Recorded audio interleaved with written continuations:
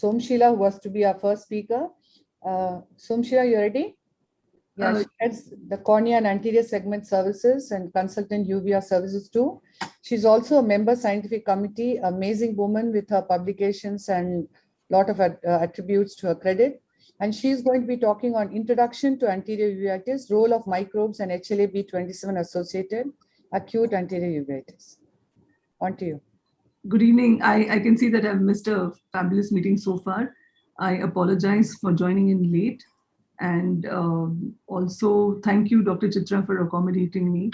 So in the next 8 minutes, I have two topics, and I'm sure some of it may have already been discussed, so I apologize if there's some duplication here. The first part of it is about HLA-B27, which I'm going to cover in brief.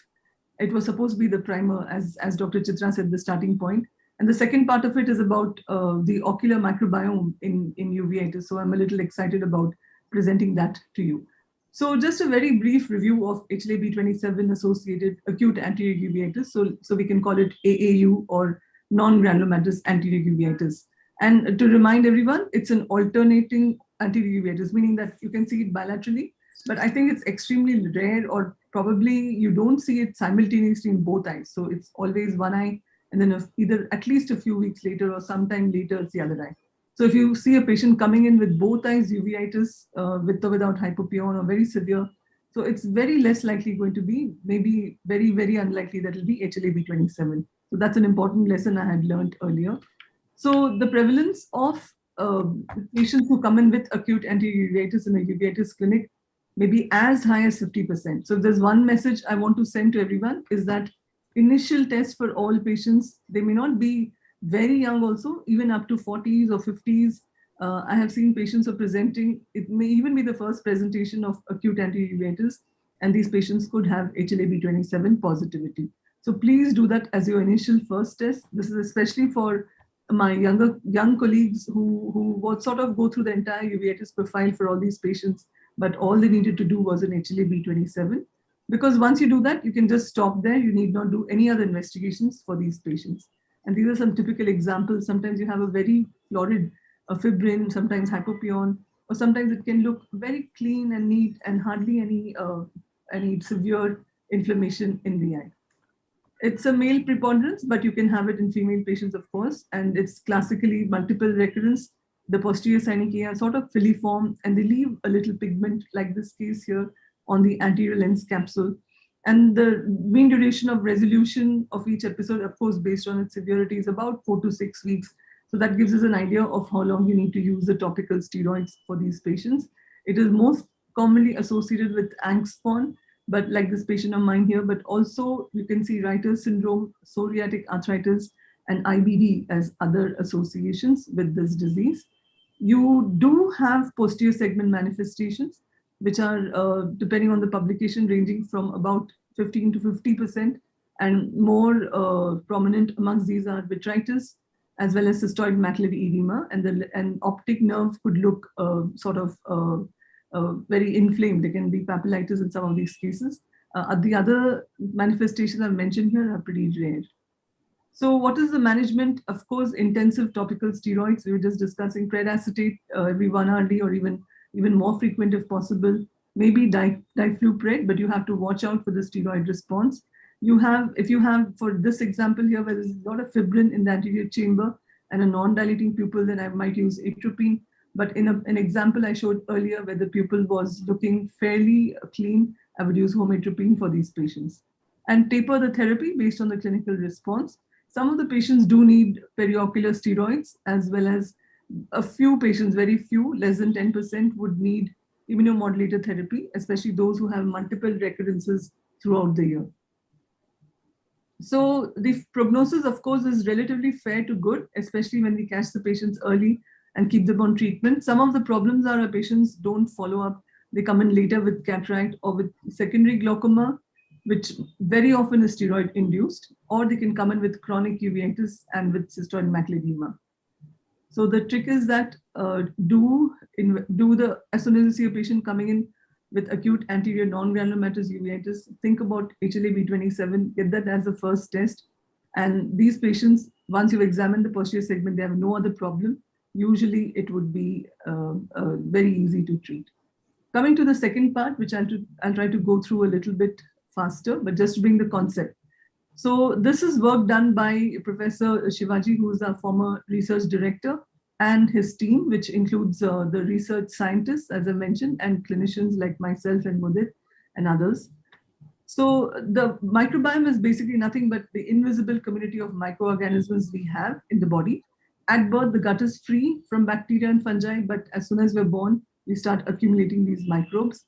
And the kind of pathogens vary.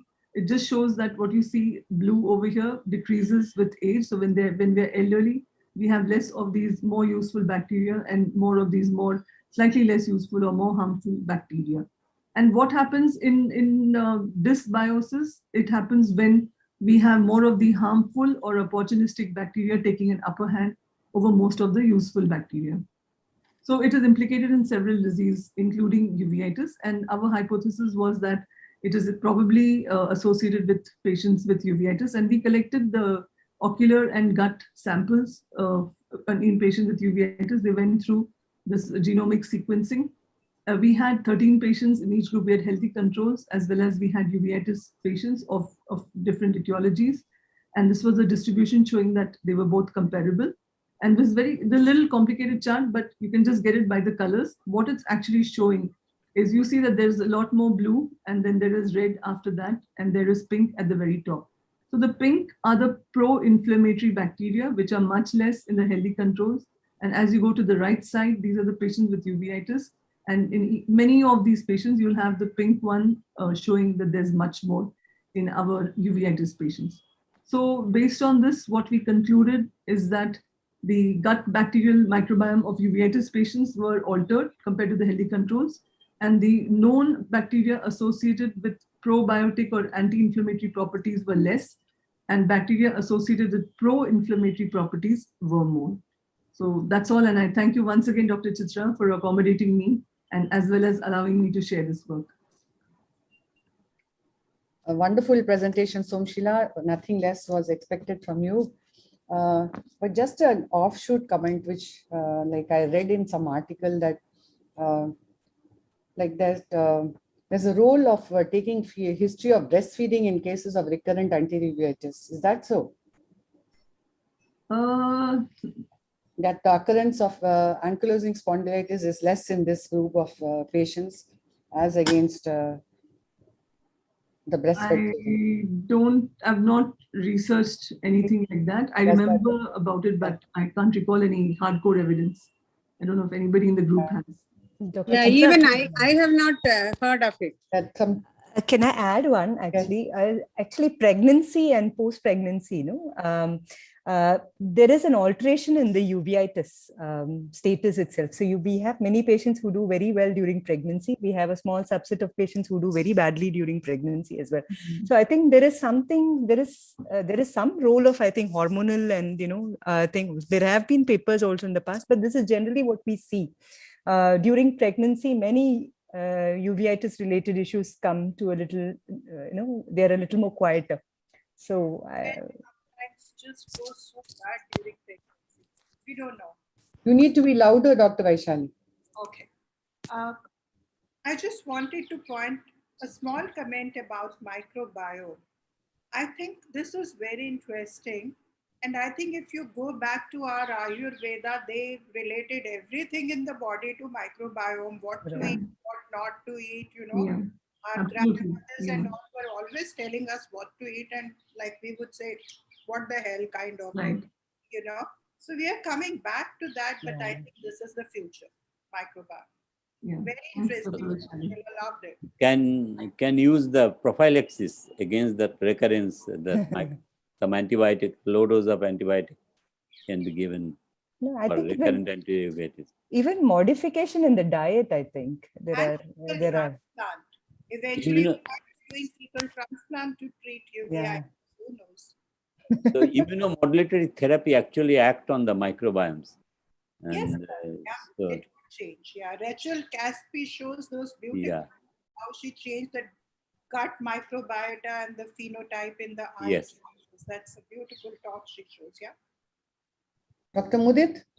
No, I think the points have been well covered, and I think everybody over here, all our panelists, they are right. It's like coming through it's like completing the circle. We are back to where we had started it. So we are now realizing more and more the importance of microbiomes, not only in uveitis but in a lot of other systemic diseases, diabetes and other systemic diseases also.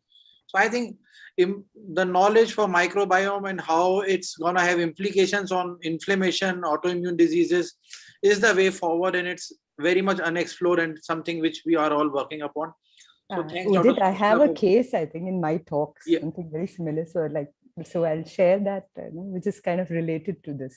Great. Good. So shall we go on to our next speaker, Somshila? That was a very good talk of yours.